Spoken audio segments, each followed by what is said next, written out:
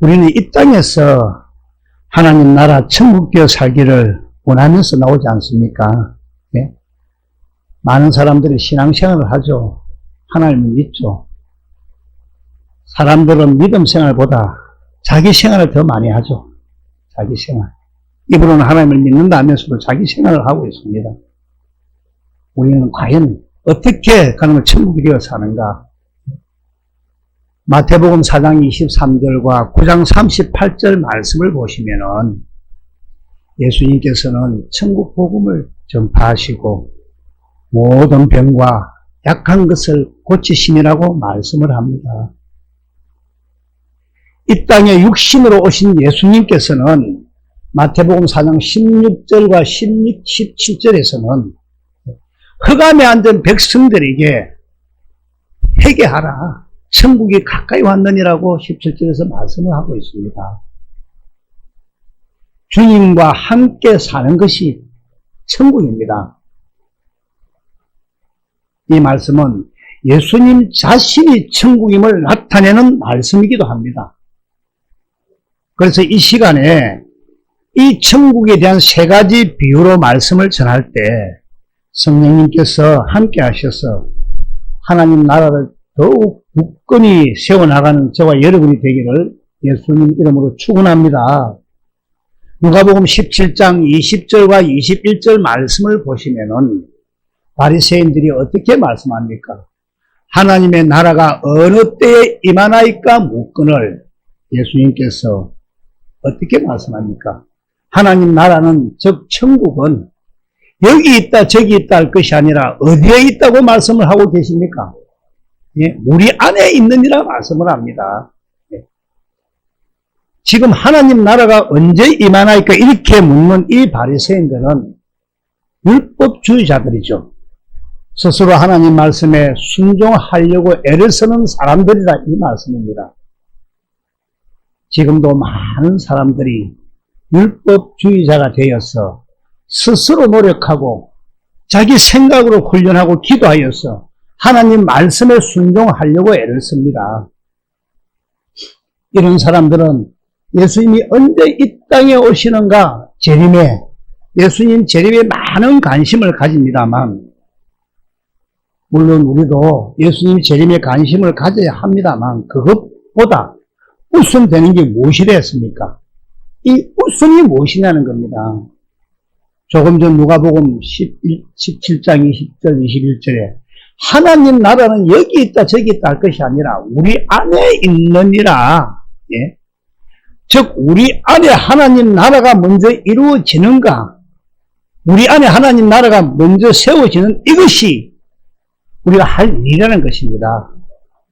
그래서 하나님 나라가 곧 천국인데 우리 안에 하나님 나라 이 천국이 이루어지지 않는 그 사람은 예수님께서 재림을 하셔도 구원을 받지 못한다는 것입니다.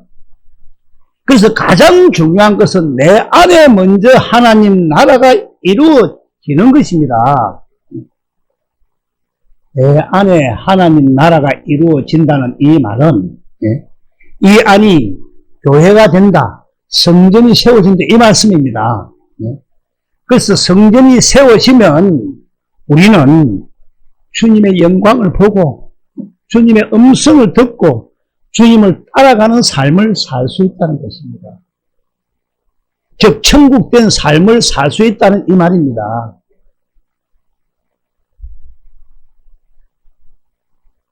마태복음 16장 28절 말씀을 보시면은 예수님은 제자들에게 어떻게 말씀을 하십니까? 진실로 너희에게 이르노니 여기 서 있는 사람 중에서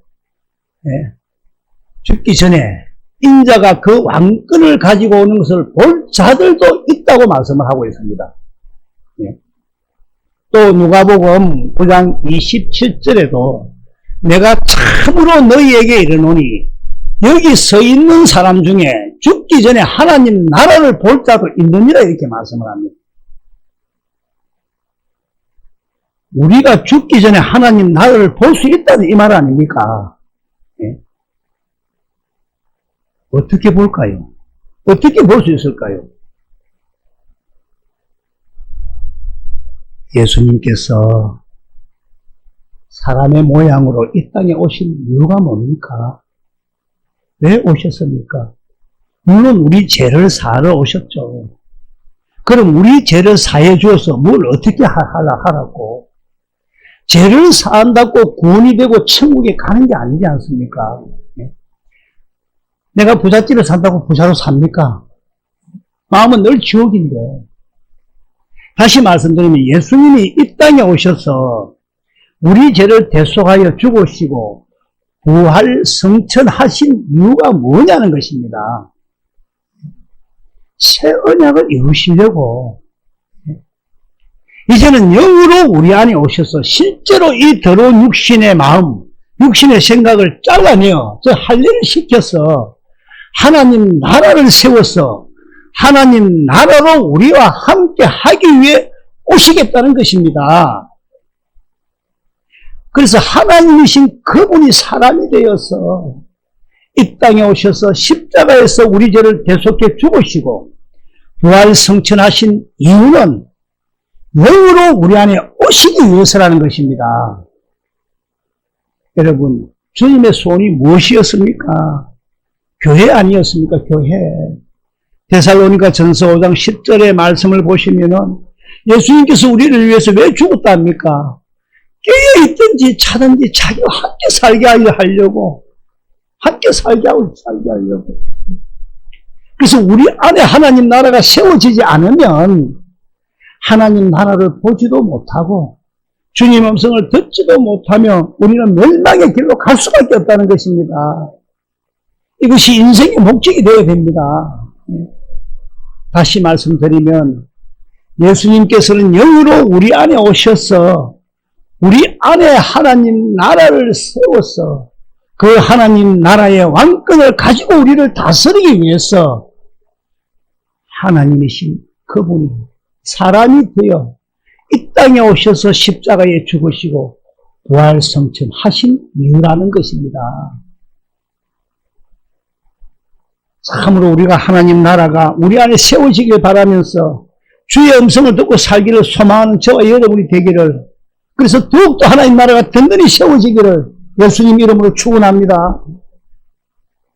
그래서 오늘은 우리가 읽은 본문 중에서 세 가지 비유로 말씀을 하겠는데, 첫째 비유는 밭에 감추인 보화에 대한 말씀이며, 두 번째는 좋은 진주를 구하는 장사의 비유를 하였고, 세 번째 비유는 바다에 각종 고기를 모으는 그물과 같은 비유를 하셨습니다. 그래서 이 세 가지의 비유가 무엇을 의미하는지를 참으로 잘 깨닫는 은혜의 시간이 되기를 축원합니다. 이 세 가지 비유는 모두 천국을 비유한 것인데, 여기서 이 천국은 어디를 말합니까? 우리가 죽어서 가는 천당이 아니라 우리 안에 세워지는 하나님의 나라, 우리 안이 천국이 되는 이것을 비유로 한 것이라는 것을 먼저 마음에 딱 담고 오늘 본문 44절 13장 다시 한번 천천히 같이 읽어봅시다. 시작. 천국은 마치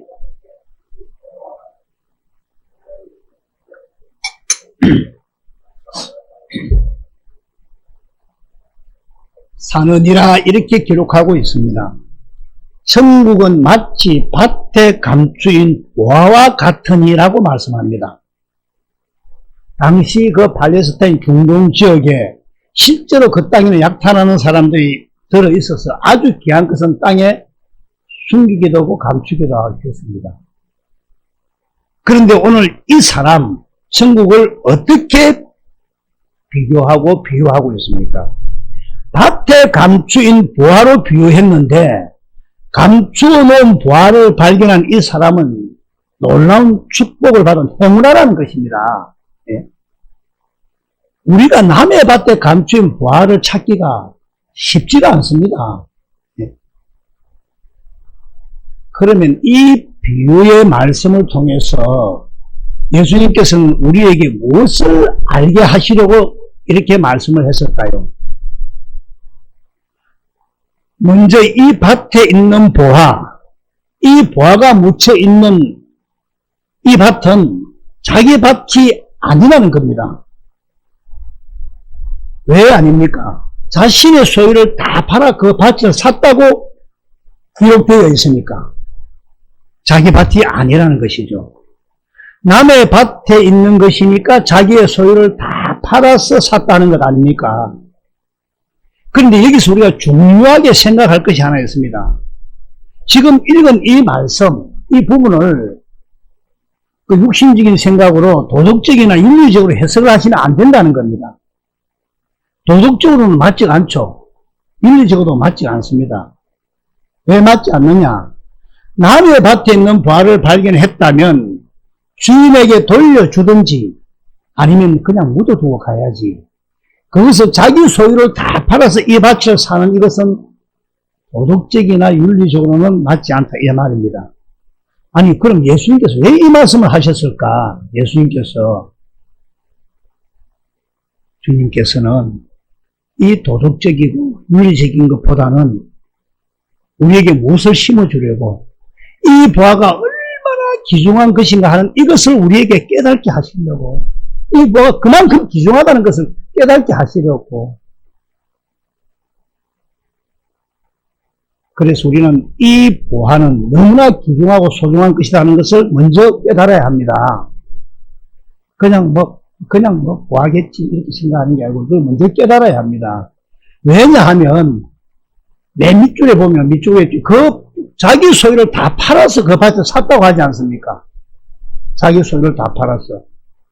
그래서 그 보화는 대단히 귀중한 것이다 하는 것을 먼저 우리가 알게 되죠. 그런데 무엇에 비유를 했습니까? 천국에 비유를 했죠. 천국에 비유를 했다는 것입니다. 다시 말씀드리면 천국은 너무나 귀하고 소중하고 얼마나 귀하다는 것을 말씀하고 있는 겁니다. 예. 즉 우리 안에 하나님 나라 천국이 이루어지는 것만큼 우리 인생에 소중하고 귀한 것은 없다는 이 말 아닙니까? 예. 이것 때문에 나오는 줄을 믿습니다. 아무리 세상적으로 돈이 많고 명예가 높고 학식이 많아도 그 사람 안에 하나님 나라가 이루어지지 않는 사람, 그 인생, 그 삶은 늘 지옥이고 실패입니다. 우리 인생의 성공 여부는 살아생전에 우리 안에 하나님 나라가 세워지느냐, 세워지지 않는가, 여기에 승패가 달린 겁니다. 그런데 이 사람은 보화를 발견했다는 겁니다. 다시 말씀드리면 이 사람은 천국을 발견했다는 것입니다. 큰 축복받은 사람입니다. 자, 그런데 이 사람은 보화를 발견하는 것도 중요하지만 그에 못지않게 아주 중요한 결단을 하는 것을 보게 됩니다. 어떤 결단이었습니까? 이 사람은 그 보화를 보고 보화인 줄 알았다는 겁니다. 보화를 보고도 보화라고 여기지 않으면 자기 소유를 다 팔아서 그 밭을 사지 않았을 겁니다. 보화를 발견하고 그것이 보화라는 걸 깨달았다는 겁니다. 다시 말씀드리면 천국을 보고 그것이 천국인지 알고 귀중하다는 것을 깨달았다는 겁니다. 이것이 보화를 보고 보화인 줄 알았다는 겁니다. 여러분, 수많은 사람들이 이 복음을 듣고도 보화인 줄 모릅니다. 예? 이 보화가 보화인 줄 모른다는 겁니다. 천국 복음을 듣고도 이것이 얼마나 귀중한 복음이라는 것을 알지 못한다는 겁니다. 귀중한 복음이라는 걸 알기 때문에 말이 영철이지. 참 내가 정말 청송 가까운데 매주 오기가 쉽습니까? 정전에 훈련을 하고 또 전화를 하고 여러분들 다 그런 마음으로 오시는 줄 믿습니다. 예? 예. 에스겔서 34장 18절에는 어떻게 말씀합니까? 너희가 좋은 꿀을 먹는 것을 작은 일로 여기겠느냐? 예? 맑은 물을 마시는 것을 작은 일로 여기겠느냐? 이렇게 말씀하지 않습니까? 그런데 이 사람은 보화를 발견하고 보화인 줄 알았다는 겁니다. 그래서 자기의 소유를 다 팔았다 이 말입니다. 왜 팔았습니까? 그 밭을 사기 위해서. 그러면 그 밭이 목적입니까? 보화가 목적입니까? 그렇죠. 다시 말씀드리면 천국이 목적이라는 것입니다. 천국이. 그 천국을 사기 위해서 자기의 소유를 다 팔았다는 이 말입니다. 여러분도 다 자기 소유 다 내놓으십시오. 예? 지금 성경에서 말씀하신 자기 소유가 뭔가? 여기서 물질을 해석하면 안 됩니다. 예, 물질을 해석하면 물질 때문에 뭐 부자청년도 갚았죠. 물질 다 내라 카요. 예수님 뜻을 모르고. 그래서 주여 주여 하는 자만 천국에 가는 것이 아니다. 다만 주님의 뜻대로 행하는 자리에 간다는 겁니다. 내가 이것도 하고 저것도 하고 다 했는데 니 뭐가 남아요? 재물 남아요? 그것도 다 주고라 하니까 난 그냥 고민하고 가버립니다. 만약에 이것이 물질이라면 우리 모두는 물질을 팔아야 된다 이 말은 아닙니까? 다 내놔라니까 그래. 예. 그럼 우리 어떻게 살라고? 절대 아닙니다, 여러분. 절대 아닙니다. 물론 11조 같은 기본적으로 하는 건 해야 되겠지만은 그럼 물질 없는 사람 천국 못 가겠네. 예? 그래서 이것을 물질로 해석하면 안 됩니다. 물질로 해석하면. 즉 자기의 소유가 뭡니까? 자기 가진 것이 뭡니까? 왜 목사님들이 이렇게 말씀을 잘 안 듣는가? 듣고 가시는가? 자기 학문 때문에, 자기 성적 이론 때문에, 자기 생각 때문에, 자기 가진 지식 때문에, 자기 생각, 자기 경험, 자기 교회에서의 자기의 어떤 위치, 실학적, 교리 지식, 이런 것들을 버려라 이 말입니다. 예? 내 말이 이해가 될 줄 믿습니다. 그래서 지금 보화가 있는 밭이 자기 밭입니까? 자기 밭이 아닙니까? 그래서 이 밭은 바로 천국 말씀을 전해지는 밭. 다시 말씀드리면 예수님 말씀에 씨를 뿌리는 예배당, 교회입니다. 오늘날로 말씀드리면 천국 복음을 전하는 교회. 그래서 천국 복음을 듣고 참으로 이 말씀, 천국 복음이 귀하고 소중하다는 것을 깨달아 알았다는 겁니다. 깨달아 알았다는 겁니다. 그래서 자기의 경험이나 자기의 어떤 신학적 지식이나 교회에서 직분을 다 버려두고 이 밭에 오시는 것인 줄 믿습니다. 예? 멀리서도. 제가 이 밭으로 꼭 오래 앉아서 오는 것도 아니지만은 이 말씀이 그런 뜻이라는 것입니다.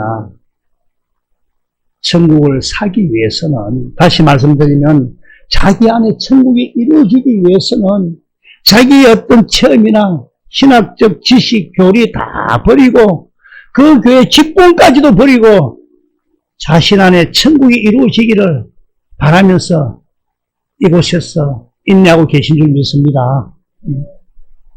그런데 여기서 우리는 또 하나 기담아 들어야 될 게 하나 있습니다. 44절을 마태복음 13장 본문 다시 한번 읽어보시면 천국은 마치 밭에 감춘 보화와 같으니 사람이 이를 발견한 후 숨겨두고 기뻐하며 돌아가서 자기의 소유를 다 팔아 그 밭을 샀다 했습니다.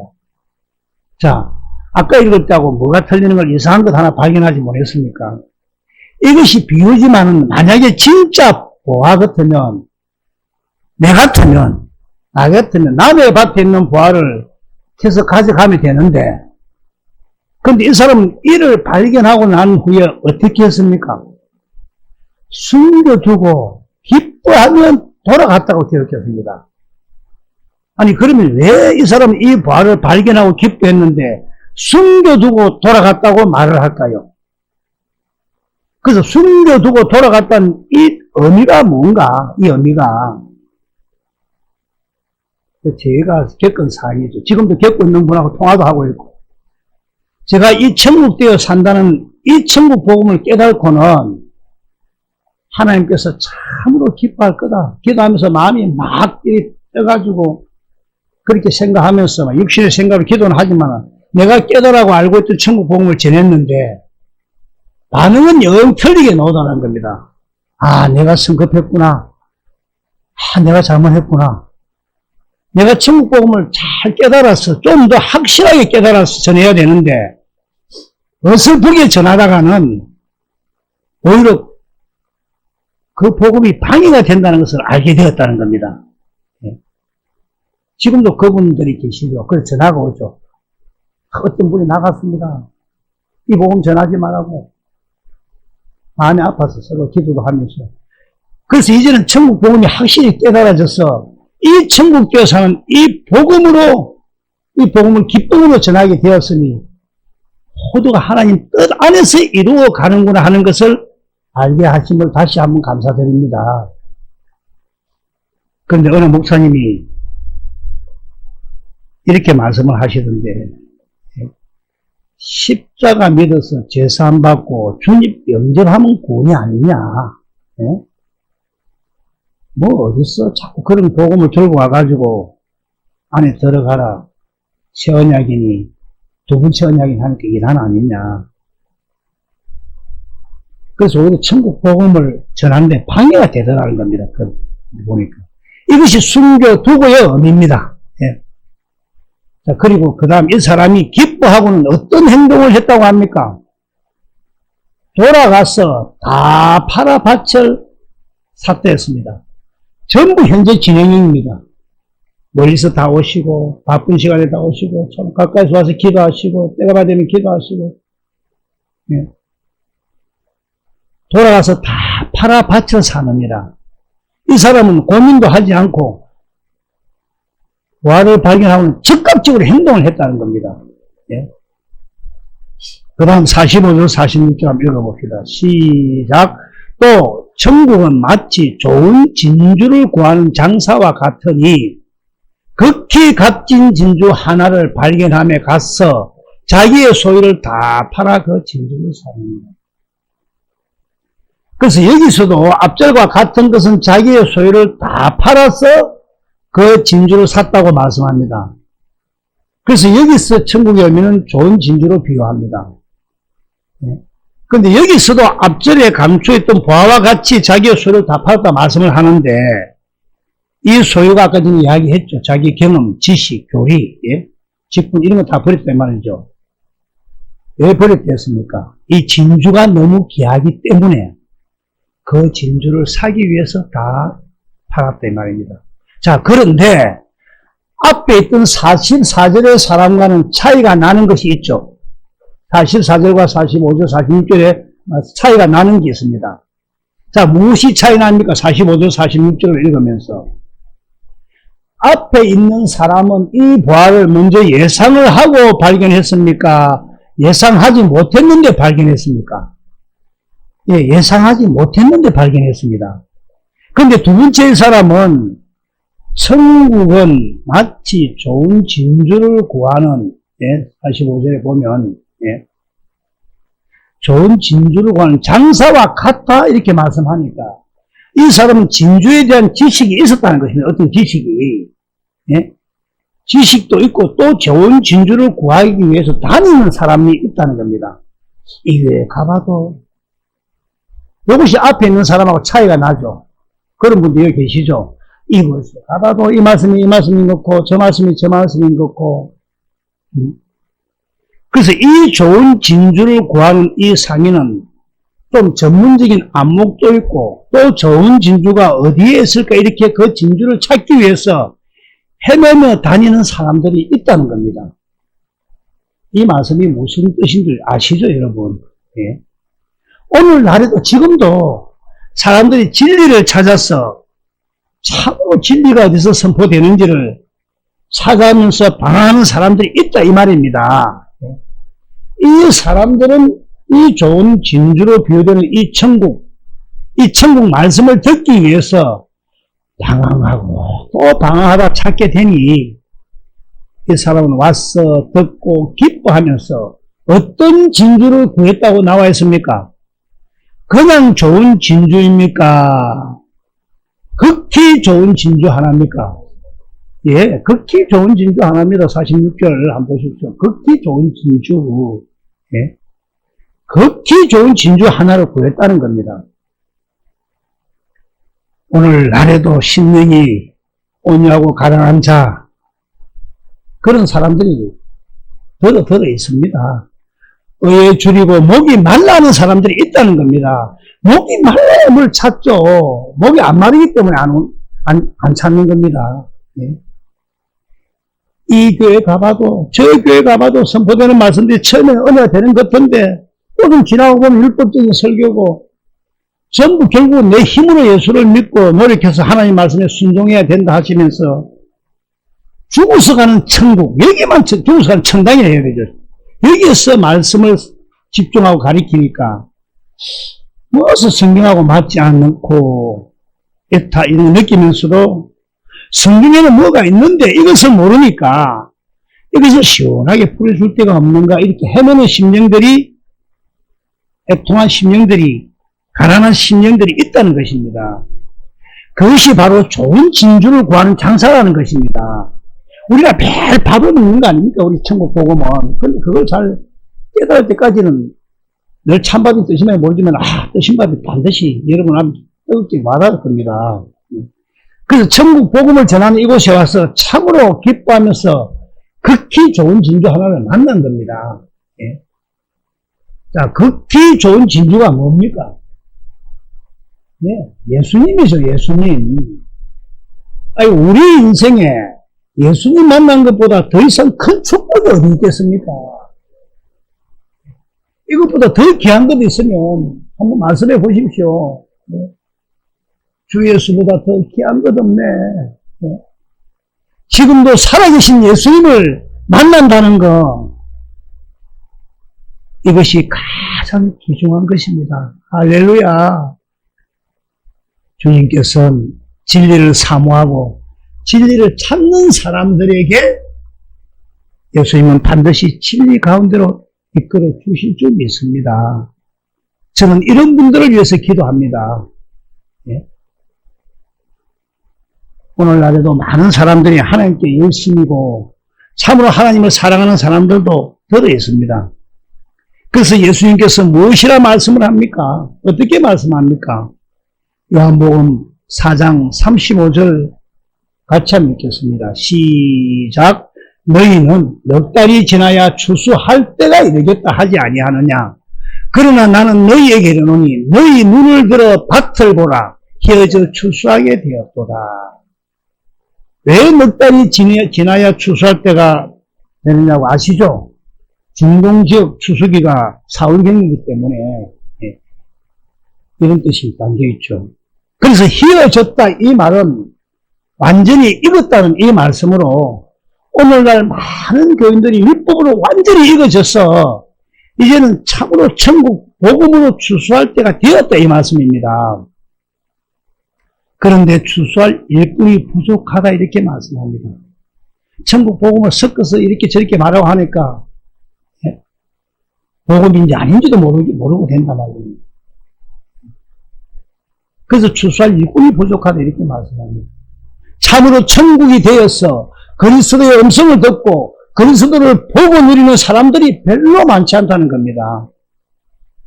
우리는 참으로 성령의 가르침을 받아서 하루속히 내 안에 계신 그리스도를 보고 그의 음성을 듣고 따르면 살아가는 영생의 삶이 되기를 축원합니다.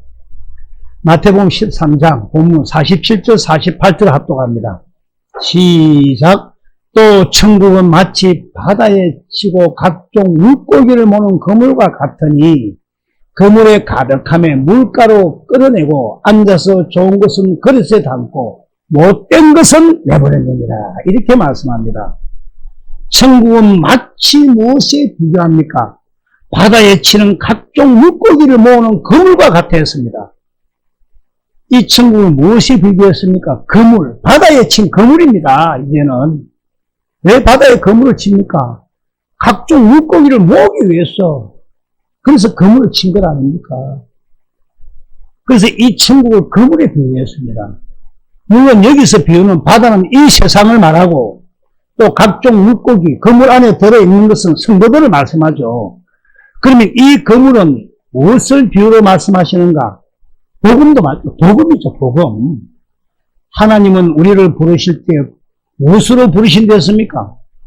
그렇죠. 데살로니가 후서 2장 13절과 14절에 기록되고 있죠. 예? 성령의 거룩하게 하신가 진리를 믿음으로 구원을 받게 하십니다. 예? 이를 위하여 우리의 복음으로 너희를 부르면 되지 않습니까? 예.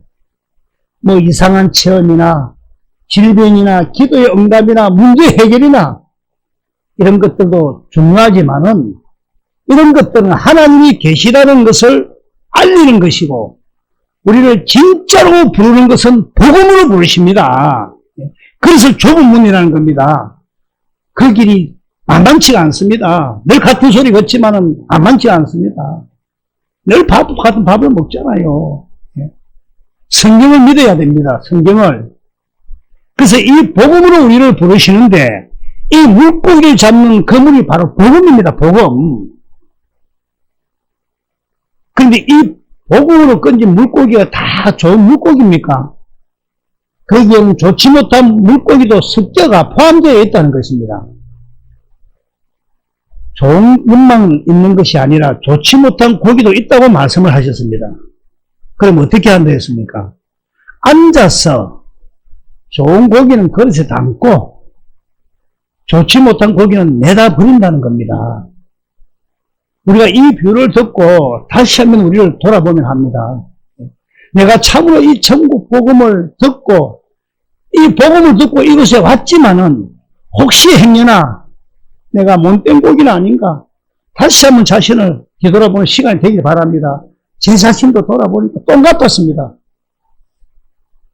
그래서 49절 50절은 뭐라 말씀합니까? 마태복음 10에 세상 끝에도 이러하리라. 천사들이 와서 의인 중에서 악인을 갈라내어 풀무불에 던져 넣으리니 거기서 울며 이를 갈리라. 세상 끝에도 이러하리라. 의인 중에서 악인을 갈라서 지옥불에 던져 넣는다는 말 아닙니까? 세상 끝이 언제입니까? 예수님 초림부터 재림까지 지금 아닙니까? 네? 베드로전서 1장 5절과 20절이죠. 네? 지금 현재가 말세 아닙니까? 세상 끝 아닙니까? 네?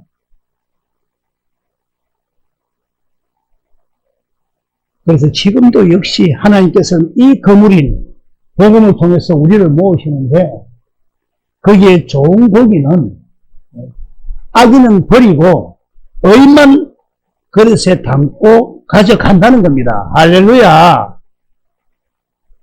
참으로 여러분이 좋은 고기가 되기를 축원합니다. 마태복음 13장 24절부터 30절까지 천천히 교독하겠습니다. 예수께서 그들 앞에 또 비유를 들어 이르시되 천국은 좋은 씨를 제밭에 뿌린 사람과 같으니 시작. 그 원수가 와서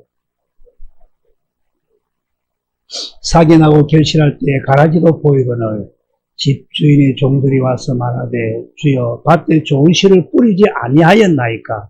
그런데 가라지가 어디서 생겼나이까? 주인이 이르되 원수가 이렇게 하였구나. 종들이 말하되 그러면 우리가 가서 이것을 뽑기를 원하시나이까? 주인이 이르되 가만두라. 가라지를 뽑다가 곡식까지 뽑을까 염려하노라. 둘 다 추수 때까지 함께 자라게 두라. 추수 때가 내가 추수꾼들에게 말하기를 가라지는 먼저 거두어 불사르게 단으로 묶고 곡식은 모아 내 곡간에 넣으리라 하리라. 예수님은 제 밭에다가 좋은 씨를 뿌리는데 사람이 잘 때 이 원수인 사탄이 사람을 세워서 가라지를 뿌린다는 것입니다. 정말 영적으로 그게 보입니다. 그래서 알곡과 가라지가 둘 다 밭에서 자라는데 구분이 가지 않는다는 겁니다. 그러나 추수 때는 반드시 구분을 하겠다는 겁니다. 우리에게 적용시키십시오. 경종하지 않습니까? 경종을 울리지 않습니까? 우리에게. 그럼 여기서 가라지를 더 뿌리고 갔다 하는 이 말씀은 무슨 말씀인가? 예? 갈라디아서 3장 1절에서 3절에 나오는 말씀으로 가라지를 더 뿌렸다는 것이 무엇인가? 시작. 어리석도다 갈라디아 사람들아, 예수 그리스도께서 십자가에 못 박히신 것이 너희 눈앞에 밝히 보이거늘 누가 너희를 깨드냐? 내가 너희에게 다만 이것을 알려 하노니 너희가 성령을 받은 것이 율법의 행위로냐 혹은 듣고 믿음으로냐 너희가 이같이 어리석으냐 성령으로 시작하였다 이제 육체로 마치겠느냐 이렇게 기록하고 있습니다. 이 갈라디아 교회가 어떻게 세워진 교회입니까? 바울이 전도를 해서 세운 교회죠. 예수님이 십자가 지시고 한참 후에 몇십 년이 훨씬 지나서 세운 교회지만 이들은 이 갈라디아 성도들은 그리스도 십자가를 보았다는 겁니다. 그래서 그리스도의 십자가를 보는 것이 율법의 행위로 보는 것이 아니랍니다. 성경을 많이 알고 율법으로 이래라 저래라 아는 것이 아니다 이 말입니다. 오직 믿음으로 본다고 하지 않습니까? 율법의 행위가 뭡니까? 율법의 행위는 우리 스스로 김수근 목사 말 듣고 하나님 말씀에 순종해야지. 우리가 성경 보고 하나님 명령에 하나님 말씀에 순종하려고 하는 그 행위가 율법 행위 아닙니까? 갈라디아 교인들은 바울이 전도를 해가지고 참으로 복음을 세워진 교회였는데 이 율법을 가진 사람들이 율법적인 신앙을 덧뿌려 버린 겁니다. 아니 예수 믿는다고 되겠냐? 너가 십계명 지키고 바르게 살아야지, 사랑해야지, 말씀대로 살아야 되지 않느냐? 생명을 빼고 말씀을 하니까, 맞아, 바르게 살아야지, 충성부터 해야지. 이렇게 율법적 행위를 뿌리고 가니까, 그 성령을 받았던 갈라디아 교인들도, 그러한가? 하면서 그 게임에 넘어가려 하니까, 바울이 천만원 말씀 아닙니까? 그래서 천국 복음을 가슴 깊이, 마음 깊이 깨달아지면 일반 교회 가서 설교가 처음에 은혜가 되는 것 같아도 듣지를 못합니다. 그래서 자꾸 방황을 하게 된다는 겁니다. 일반 교회 가서 신앙생활을 해보면 그게 바로 가라지가 되는 겁니다. 가라지. 못 돌아갑니다. 왜 못 돌아갈까요? 제가 못 돌아간다서 돌아 안 갈 건 아니겠지만은 그런 소리가 아니라 말씀이 그렇다는 것은 말씀이 오해 없기를 바랍니다. 참으로 우리는 천국 복음을 듣고 믿는다고 하지만 참으로 내가 천국 복음에 굳건히 서서 흔들리지 않는가를 한번 생각을 해봐야 됩니다. 내가 진실로 믿음 안에서 이 진리의 터에 굳게 서 있는가를 한번 생각해 봐야 된다는 식입니다. 이런 사람들은 들어 있습니다. 왜 나는 들리지 않을까? 왜 십자가를 보지 못할까? 1년이 돼도 2년이 돼도 3년이 돼도 다른 사람은 보이기도 하고 들린다 하는데 참으로 예수님 음성을 듣고 사는 것은 맞는가?